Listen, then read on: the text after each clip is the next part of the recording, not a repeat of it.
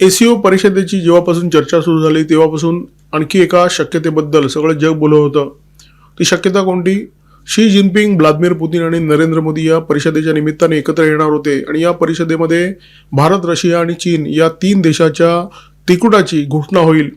म्हणजे ज्या संकल्पनेची चर्चा रशियाचे माजी पंतप्रधान येवगेनी प्रिमाको यांनी केली होती, रशिया, चीन आणि भारत या त्रिकुटाची, त्या त्रिकुटाबद्दल चर्चा काही काळापूर्वी बंद झाली होती. परंतु डोनाल्ड ट्रम्प यांनी सगळ्या जगाच्या विरोधात टेरिफ युद्ध छेडल्यानंतर आणि विशेष करून या टेरिफ युद्धाच्या माध्यमातून सुरुवातीला चीनला आणि नंतर भारताला टार्गेट केल्यानंतर या संकल्पनेची पुन्हा एकदा चर्चा सुरू झाली.